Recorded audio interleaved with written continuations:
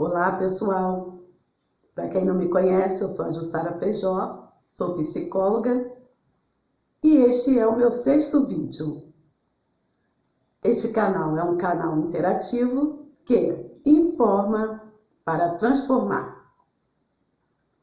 E o nosso tema hoje é a Terra. Tem cada figura, é a figura número 2, tá? Porque a figura número 1 eu falei no 5º vídeo. E a figura que eu escolhi para nós estarmos conversando é a coruja. A coruja, ela é milenar e tem mais de 200 espécies por toda a Terra. No Brasil, são 42 espécies. E elas são de tamanhos variados. Tem grande, ela é da grande, né, a muito pequena. Ela é de grande a muito pequena. As grandes, elas podem chegar de 60 a 75 centímetros de altura e pesar de 4 a 4,5 kg. A muito pequena, ela pode chegar de 13 a 13,5 centímetros e pesar 40 gramas. São aves de rapinas, ou seja, elas são carnívoras e são adaptadas a caças ativas. O bico delas são afiados e curtos. As garras são afiadas e fortes. E elas têm aquele voo poderosos, além de uma excelente visão e audição. E as suas plumas são macias,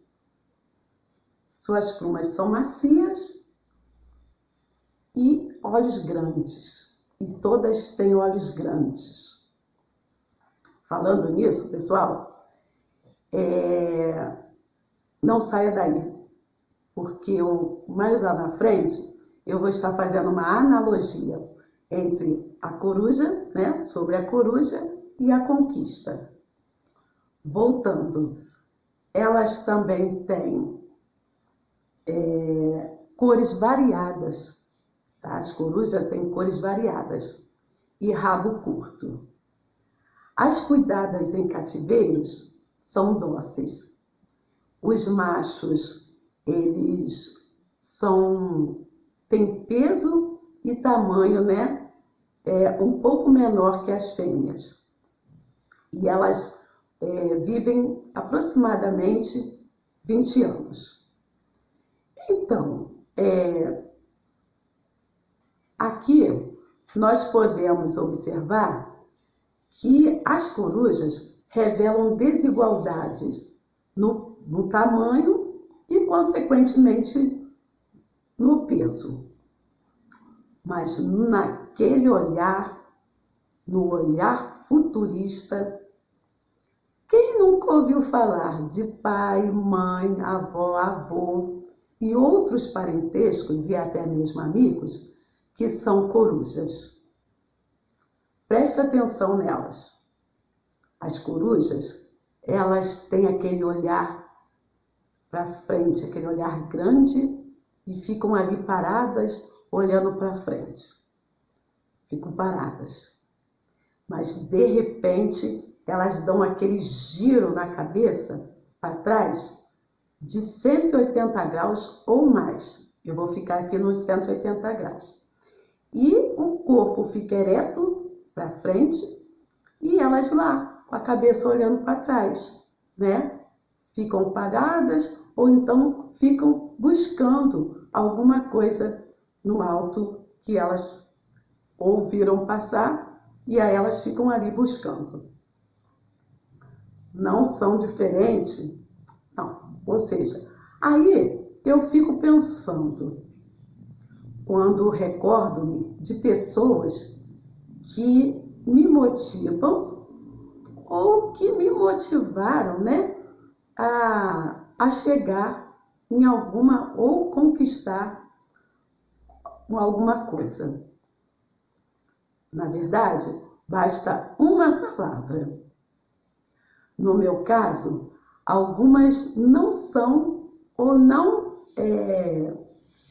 foram, né, por já estarem em memória, grandes, médias, pequenas mas eram muito pequenas, tá? Aqui, quando eu falo muito pequenas, estou me referindo às desigualdades, né? Na Terra nós temos muitas desigualdades e estas corujas nem sempre, quando elas estão nos aconselhando, nem sempre elas são grandes, né? Nem sempre elas são médias, nem sempre elas são pequenas, mas tem aquelas que são muito pequenas e às vezes nós não queremos dar atenção, né, que elas estão dando para nós. Mas eu estou aqui lembrando disso. E por quê? Isso não as impede, não é porque elas têm essa desigualdade que as impedem de serem dóceis e darem conselhos futuristas, né? E futuristas com sua visão e audição como das corujas. Eu poderia aqui mencionar de 40 a 44 em média de corujas que me ajudaram e que me ajudam. E aqui vão a minha gratidão a todas. Não sei se é do conhecimento de todos, a coruja, ela à noite, quando está escuro, ela usa mais os recursos da audição, tá? Ela durante o dia não. Durante o dia ela usa a visão e a audição. Mas à noite ela se utiliza mais do recursos da audição, né? Na hora da caça, na hora dela conquistar uma caça, uma presa, né? O que ela faz? Ela ouve. Naquela escuridão ela ouve. E não é diferente com as nossas corujas parentais, tá? Aqui eu vou dar um exemplo, né, para que vocês entendam bem esta analogia. Eu vou estar trazendo aqui um exemplo de uma menina milenar que é citada, né? Essa menina ela é citada lá no capítulo 5, versículo 2 de 2 Reis, é um livro da Bíblia, tá? Um livro sagrado. E esta menina, embora ela vivia uma noite, tá? Ela estava num tempo de noite, porque na sua época havia muitas guerras. E aquele que vencia, tá? O lado que vencedor, eles tinham direito de levar utensílios, de levar animais e até mesmo pessoas para a sua província. E essa menina foi uma das vítimas. E chegou lá, ela, né, passou a servir aquele comandante de guerra. Um pouco mais à frente, né, passaram-se um tempo, o que aconteceu? Este comandante veio ser contaminado com hanseníase, né? Na época era chamado de lepra, hoje se chama hanseníase, né? A ciência, né, após começar a estudar sobre a lepra, ela viu que poderia estar dando este nome de hanseníase. E hoje a hanseníase, nós temos a cura para a hanseníase, mas na época não se tinha, né? Aí as pessoas tinham que ficar isoladas, afastadas da sua família e sendo mutiladas, né? Por conta da doença. A doença, ela mutilava as pessoas até a morte. E essa menina, né, estando ali na casa desse comandante, a mulher dele veio e comentou, não sei se foi só para ela ou para todos que estavam ali, né, trabalhando. Comentou sobre a doença do seu esposo. E a menina não ficou olhando o ressentimento. Ela não ficou olhando para o ressentimento, pelo contrário, ela foi e orientou docilmente a esposa deste comandante, que lá na terra onde ela vivia, né, tinha um homem que podia estar ajudando ele, né, a se livrar deste mal. E esta esposa dele, também por ser grande, né, era uma esposa de comandante, de um general, ela podia também não dar muito assunto, muita atenção, mas ela também estava na noite. Você imagina, né? Ela ia ter que ficar, né? O seu esposo não ia poder estar juntamente com ela, ia ter que estar distanciado. E ela ouviu e foi falar com ele sobre esta notícia, que, né, este conselho que poderia trazer a conquista para ele. E ela chegando lá, comentou com ele, a esposa dele comentou com esse comandante. Ele também, né, naquela noite tenebrosa, né, ele também ouviu e foi até o rei, né, que não podia sair assim sem falar, né, pois ele era de um exército, foi até o rei e falou com o rei, e o rei, com uma carta, o enviou até o outro rei da outra província. Chegando lá, o que aconteceu? Aquele rei rasgou as suas vestes, porque ele não tinha como curá-lo, né? Ele não tinha ainda a solução para a cura. Mas houve um homem chamado Eliseu, que na época era profeta, e ouviu falar que o rei havia rasgado as vestes e estava lá, ó, tremendo, desesperado. Como ele poderia atender tal pedido? E ele pediu que este rei, né, o enviasse esse comandante até ele. E quando esse comandante chegou perto daquilo, da onde ele poderia receber a conquista, o Eliseu nem chegou perto dele, já mandou um recado dizendo que era para que ele mergulhasse naquele rio, mergulhasse. Mas não era um rio cheiroso na época, não, estava meio lameado, né? Por quê? Porque na época não era época de chuva e o rio tinha abaixado, né, o seu volume de água. Imagina um comandante, queridos, né, atender tal pedido, mas ele lembrou que ele estava na noite.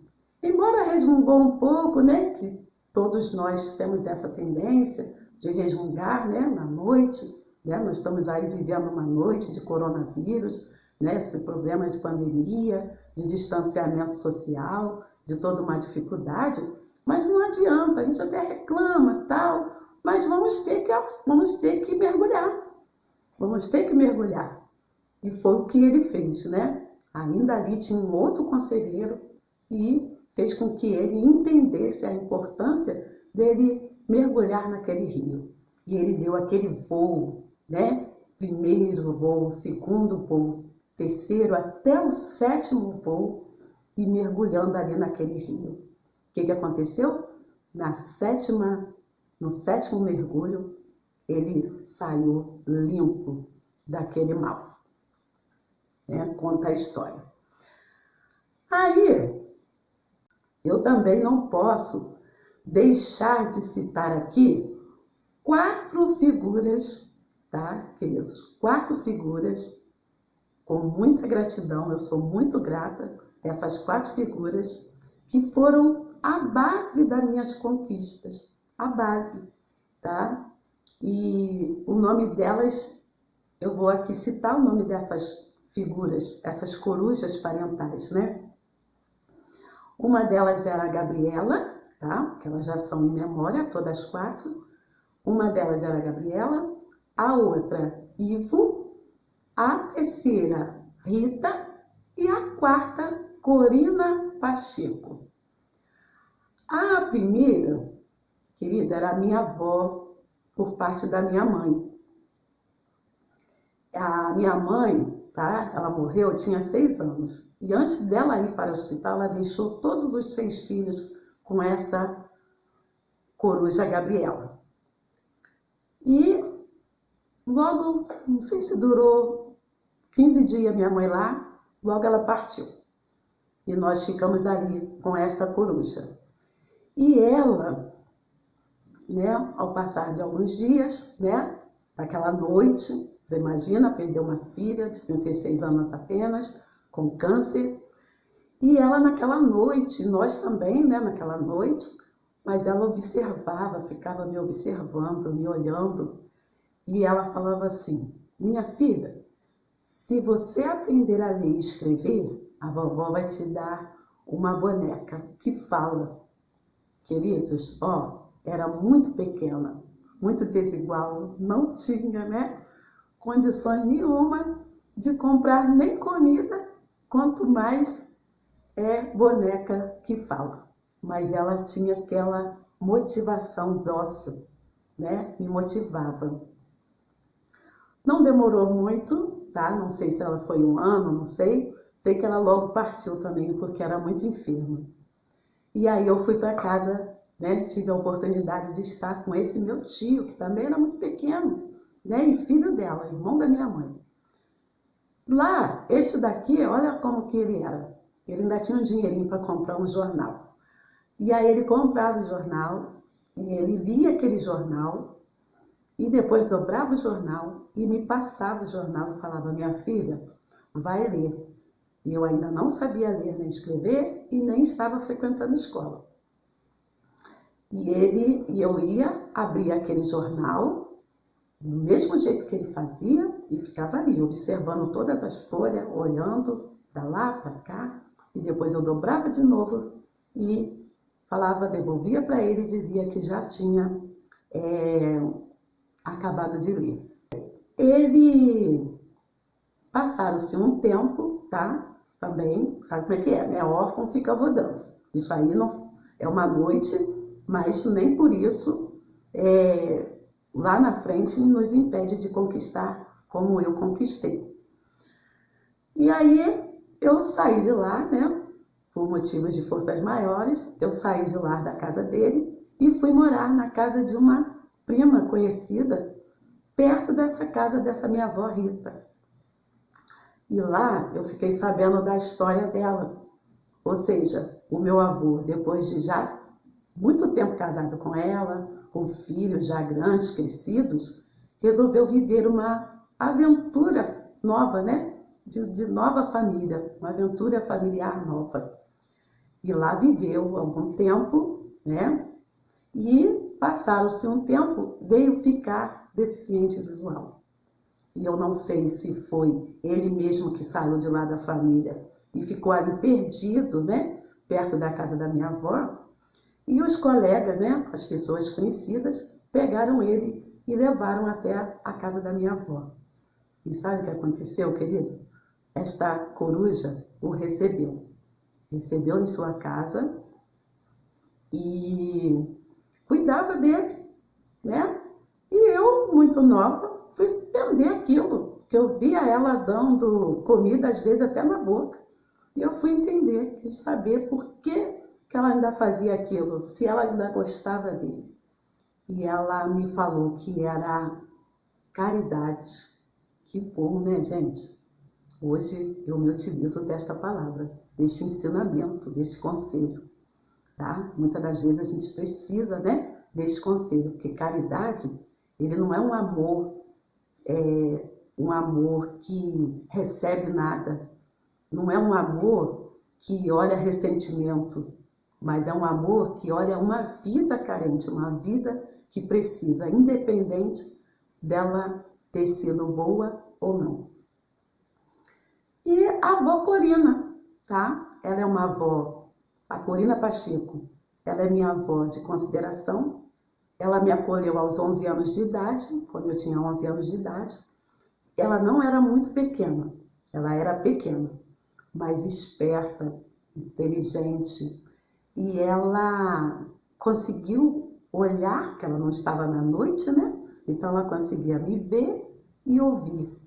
E ela logo percebeu, com a escuta e com a visão, que eu não tinha um registro de nascimento. Sabe o que aconteceu?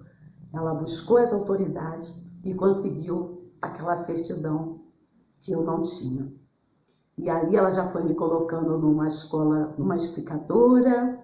Da explicadora eu já vim tendo a oportunidade de entrar numa quarta série, mergulhei 2 vezes na quarta série. Depois eu fiz um supletivo, tá? Também várias corujas me abençoando, me ajudando. Aí, ainda estudando aquele supletivo, eu pude entrar num curso, né, com conselho também de coruja, porque eu não sabia o que significava, né? Eu tinha imaturidade ainda para entender o que significava aquele curso.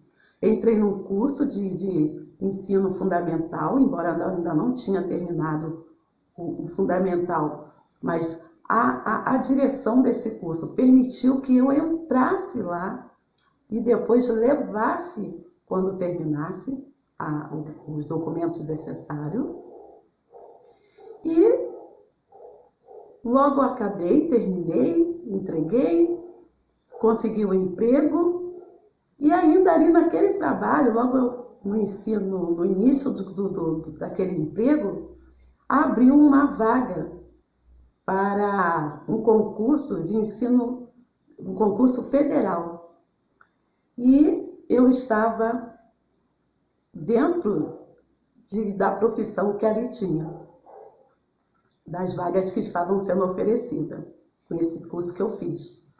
E aí eu fui, me inscrevi, né? Um corujão ficou a noite toda na fila para que eu, no outro dia, tivesse a oportunidade de ir lá fazer a inscrição, né? Porque na época era com fila, não era como nós agora, né? Vamos lá no aplicativo e a gente faz a inscrição pelo aplicativo e aguarda, já imprime em casa mesmo, o boleto, paga. Não, era tudo complicado, mais complicado, mas éramos felizes. E depois, eu tinha meus 21 anos, tá? Quando isso aconteceu. Aos 25 anos, 24 para 25 anos, eu fui chamada para estar ser admitida. Teve uma outra prova, tá? A prova é prática, mas eu consegui. E entrei. Aí, anos depois, com meus 35 anos, eu me casei. E hoje eu já tenho 25 anos de casada, tá? Mas quando eu estava com 11 anos de casada, eu ganhei a minha boneca. Ganhei literalmente, gente. Ela tinha 2 anos e 6 meses e eu ganhei essa boneca. Ela hoje, né? Nós estamos agora em agosto de 2020. Ela está completando seus 18 anos, tá? Seus 18 anos. Quanta conquista, né, gente? Quanta conquista. Mas olha só, acima de tudo isso está ele, tá? Está ele. E ainda, tá? O choro, tá? O choro pode durar uma noite, mas a alegria vem pela manhã.